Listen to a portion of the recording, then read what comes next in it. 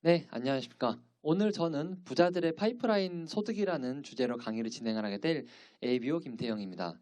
이 세상에는 우리가 흔히 아는 부자들과 그렇지 못한 사람들로 나눠져 있습니다.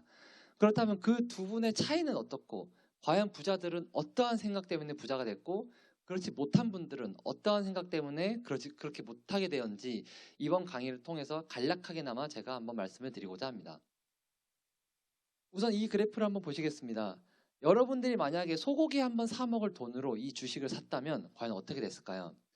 이 주식은 이제 텐센트라는 중국의 IT 기업인데 0.81달러에서 무려 557달러까지 약 687배의 금융소득을 가져다 주었습니다.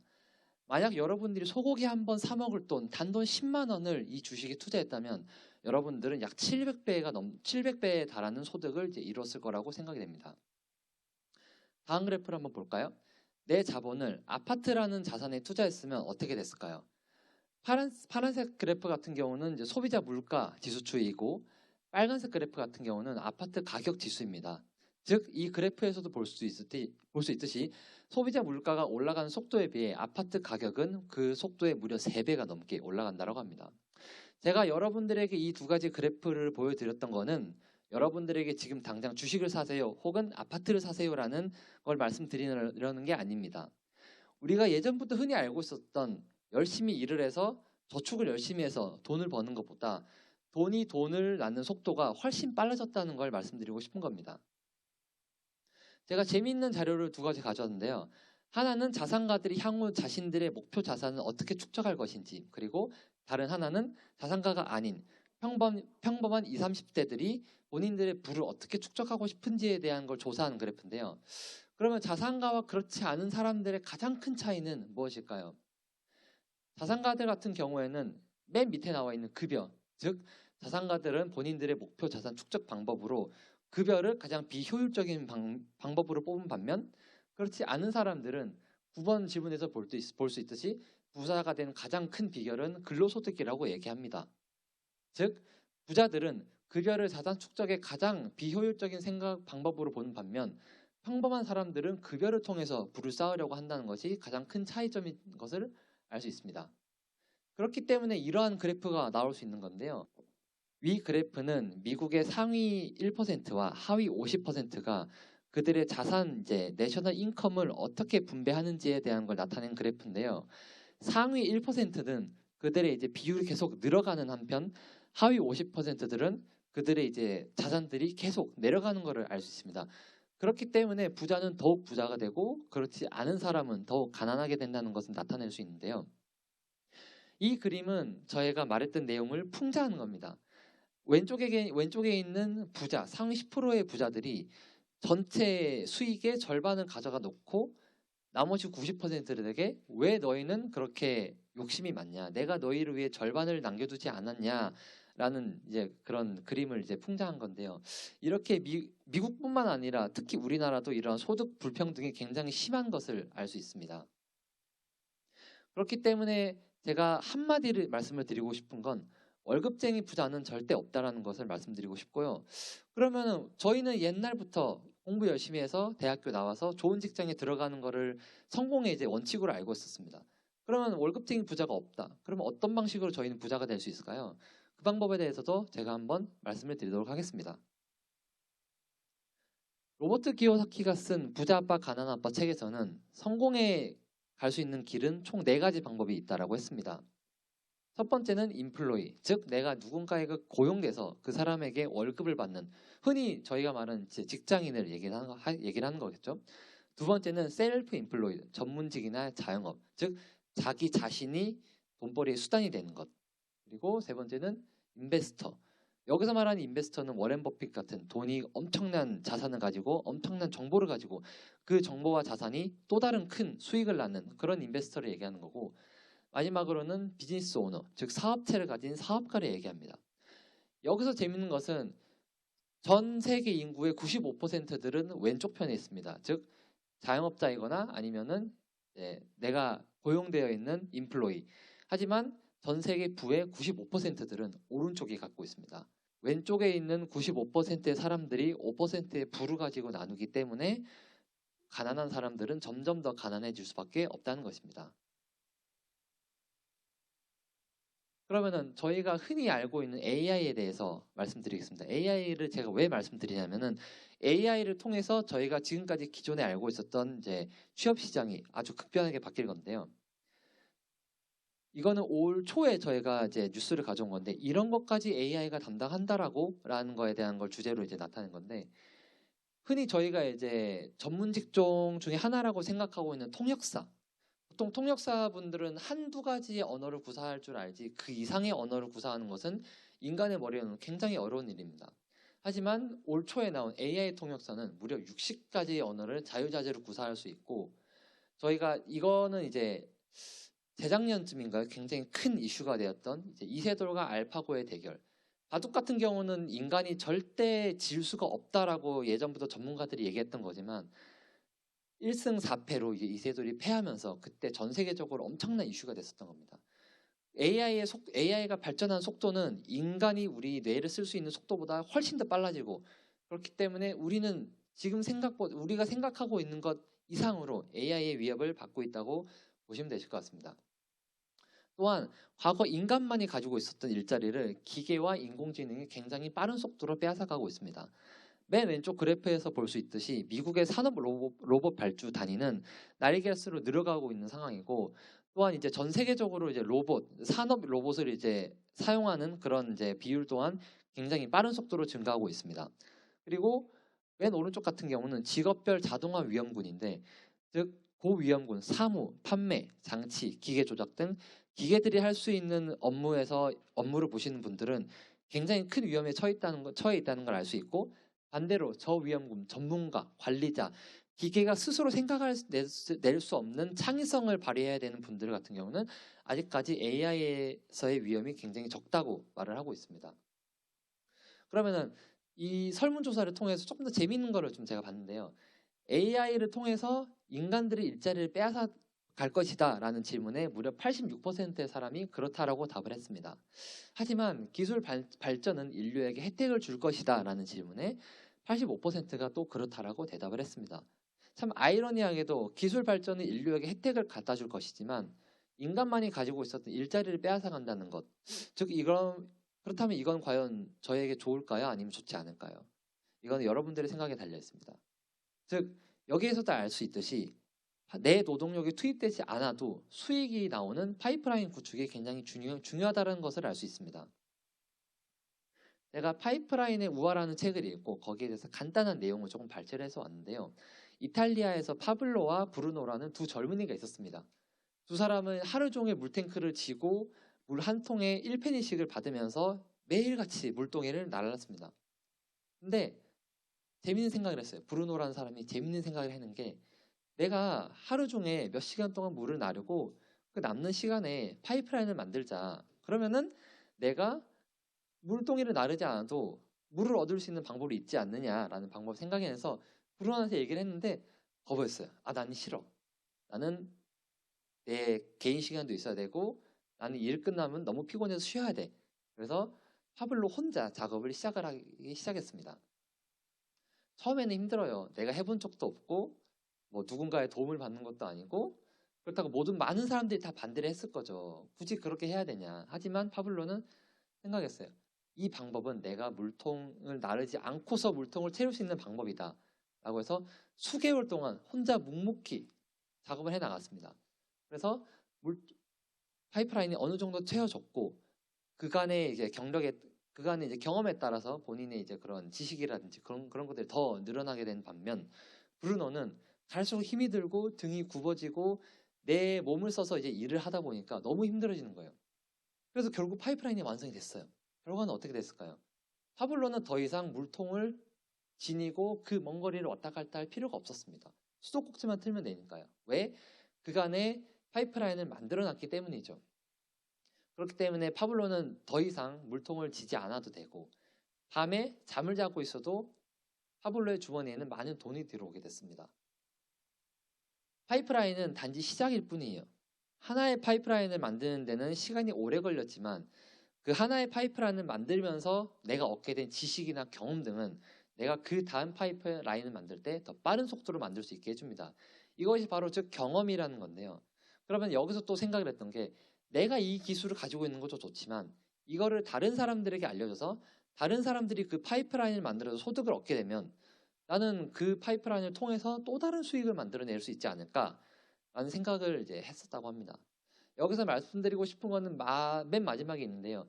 현재 너무나도 많은 사람이 미래의 비전을 보지 못해요. 단지 내가 현재 회사 출근해서 퇴근하면 너무 피곤해. 아니면은 내가 오늘 자영업을 하고 왔는데 너무 힘들어서 나는 쉬어야 돼. 즉 현재의 고된 삶에 안주하려고 합니다. 뭐 지금 이렇게 살아도 되겠지. 이렇게 살다 보면은 언젠가는 나에게도 기회가 올 거야라는 생각을 가지고 안주를 하려고 하는데 제가 지금까지 회사 일을 다니고 자영업을 하고 개인 사업을 해오면서 느꼈던 결과 기회는 내가 준비된 자에게만 옵니다. 준비된 자에게만 오고 준비가 됐다고 해도 내가 거기에 대한 대비가 되지 않으면 기회를 잡아도 불가능하더라고요. 그래서 대다수의 사람들이 물통을 지면서 나르는 걸 굉장히 당연하게 생각합니다. 정말 안타까운 현실이라고 말씀드릴 수 있는데요. 그렇다면 직장인들을 위한 소득의 파이프라인은 없을까? 일반적으로 저희가 알고 있는 파이프라인 구축 단계입니다. 첫 번째는 저희가 저축을 해서 흔히 말하는 시드머니를 모으죠. 시드머니를 모으고 부동산을 사고 펀드를 거래를 하고 ETF나 주식을 통해서 파이프라인을 구축을 합니다. 물론 이 방법이 불가능하거나 말이 안 된다라고 말씀드리고 싶진 않아요. 실제로 이렇게 하고 계신 분들이 많지만 문제는 저희가 부동산을 하고 펀드를 하는 게 과연 쉬울까요? 직장인의 입장에서 부동산, 요새 웬만한 서울의 부동산은 20억, 30억 합니다. 저희 같은 일반 직장인들이 절대 건드릴 수 없는 수준까지 넘어가고 있어요. 즉 직장인들을 위한 소득, 우리가 흔히 알고 있는 직장인들을 위한 소득의 파이프라인은 굉장히 어렵고 불가능한 부분이 많다는 걸 말씀드리고 싶습니다. 과연 현실적으로 가능하실까요? 그러면은 다른 방법은 없을까요? 있습니다. 로버트 키요사키가 적은 책에서 부자 아빠 가난 아빠라는 책에서 경제적 자유로 가는 3가지 방법이 있다고 얘기를 했습니다. 첫 번째는 내가 회사를 차린다. 즉 시스템을 개발하고 둘째는 프랜차이즈를 가입한다. 시스템을 구입을 하는 겁니다. 세 번째는 내가 네트워크 마케팅을 한다. 즉 현재 만들어진 시스템을 내가 이용을 하는 겁니다. 근데 이 3가지 방법에는 이제 한 가지 차이점이 있는데요. 제가 맨 처음에 말씀드렸던 시스템을 개발하고 시스템을 구입하는 거에는 자본이 들어갑니다. 내가 작은 회사를 하나 차리든지 아니면 작은 프랜차이즈를 하나 만드는데도 최소 수억 원에서 많게는 수십억의 돈이 들어갑니다.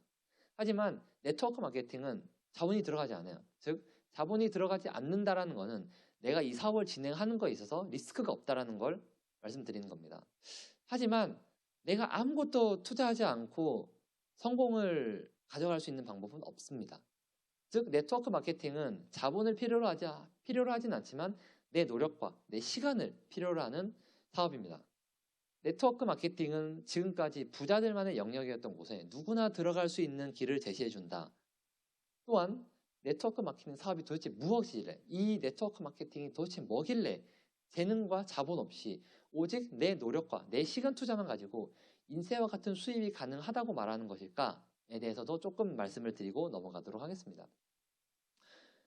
제가 이 네트워크 마케팅 비즈니스를 통해서 말씀드리고 싶은 거는 바로 이 아메이 비즈니스에 대해서 간단하게 소개를 드리고 싶은데요. 빨간색으로 만들어진 Helping People Live Better Lives. 아까 말했다시피 즉 다른 사람들이 더 나은 삶을 살도록 돕는 데 있다. 라는 이제 굉장히 멋진 비즈니스고요. 이 사업은 현재 전 세계 58개국에 진출해 있습니다. 그리고 아메이 창업자 왼쪽에 계신 분들이 이제 1세대 분들이시고요. 오른쪽에 계신 분들이 지금 2세대, 지금 3세대 전문 경영인으로 넘어간 상태이고 오른쪽에 이제 있는 사진은 미시건주 에이다에 있는 아메이 본사입니다.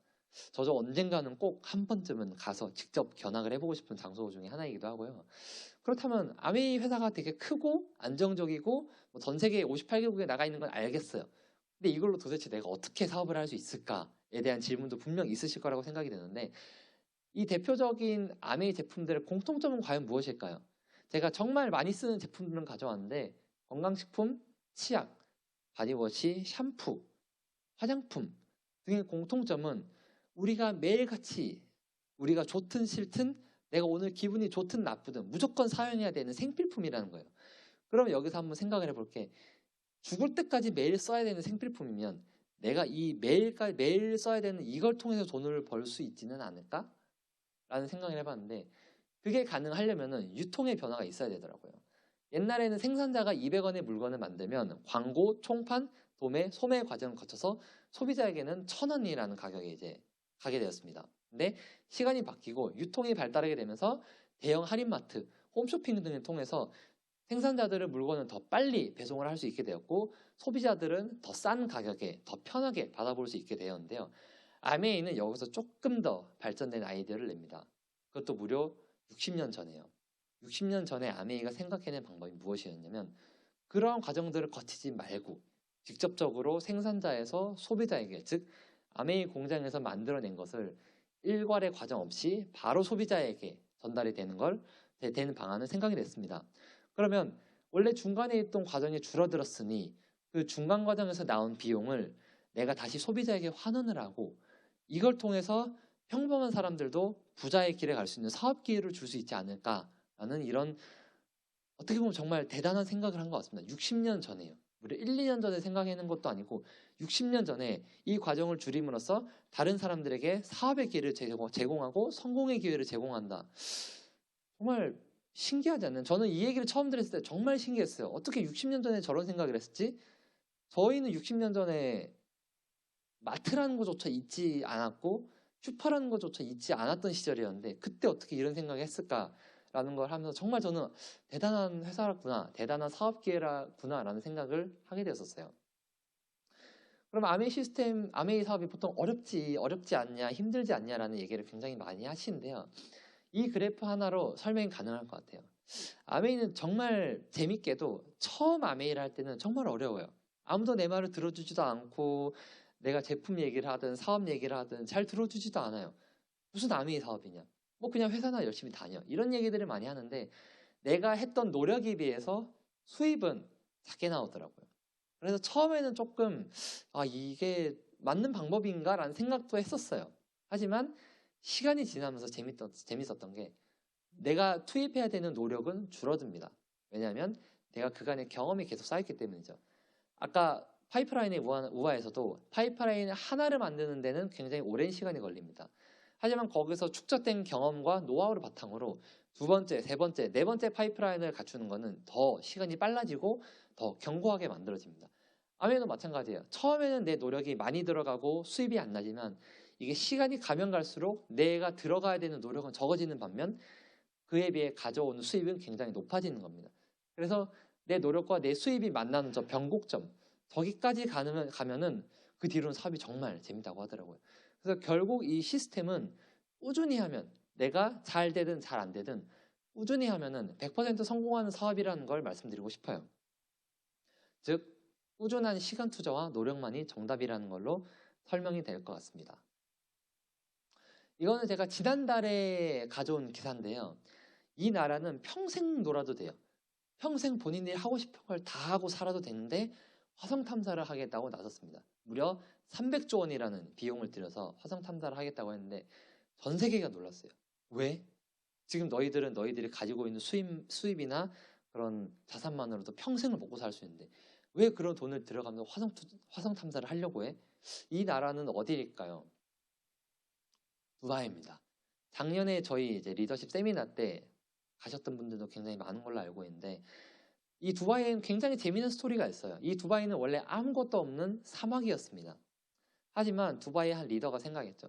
우리가 가지고 있는 석유가 언젠간 고갈될 텐데 그러면 그 석유가 고갈될 때를 대비해서 우리는 다른 무언가를 해야 되지 않을까라는 생각으로 관광 사업을 키워보자라고 계획적으로 만든 도시가 두바이입니다. 근데 그 관광 계획조차 이제는 한계에 다다랐다고 생각을 하는 겁니다. 지금 우리가 관광으로 잘 먹고 잘 살고 있지만 언젠간 이 관광 사업도 쇠퇴될 텐데 그러면 우리가 거기에 대비해서 다른 뭔가를 준비해야 되지 않을까?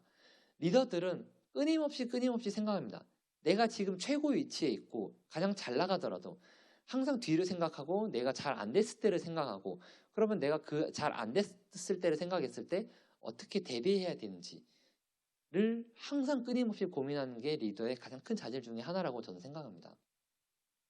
또 이 사진도 하나 가져왔어요. 이 사진은 1930년대에 어느 한 작은 이제 빈민촌 사진입니다. 근데 이 도시의 리더들이 이 도시를 한번 아름답게 바꿔보자. 이거를 그냥 이렇게 빈민촌으로 두지 말고 우리들의 뭔가 꿈과 이런 희망과 이런 것들을 보여줄 수 있는 멋진 장소를 한번 바꿔보자 라고 생각을 했어요. 그래서 만들어진 게 센트럴파크입니다. 저는 정말 이 도시를 가고 싶어요. 두바이 그리고 저희 본사와 더불어서 제가 정말 평생에 한번 가보고 싶은, 그런 정말 제 꿈의 도시 중 하나입니다.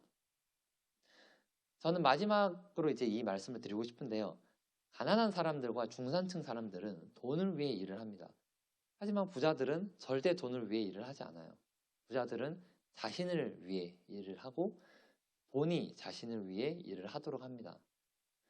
저는 마지막으로 한 가지 질문을 여러분들에게 던짐으로써 이 글을 마무리 짓고 싶어요. 여러분들은 진정 꿈이 있으신가요? 그리고 여러분들은 제가 말씀드렸던 진정한 자산 소득이 있으십니까? 여러분들 꿈이 없고 그 자산 소득이 없으시다면 이번 기회를 들여서 여러분들 진짜 꿈이 뭔지, 내가 그 꿈을 이루기 위해서는 어떠한 자산 소득이 필요한지 다시 한번 생각을 해보셨으면 좋겠습니다. 저는 이걸 끝으로 이번 강의를 마치도록 하겠습니다. 지금까지 부자들의 파이프라인 소득이라는 강의로 주제를 진행을 하게 된 ABO 김태형입니다. 감사합니다.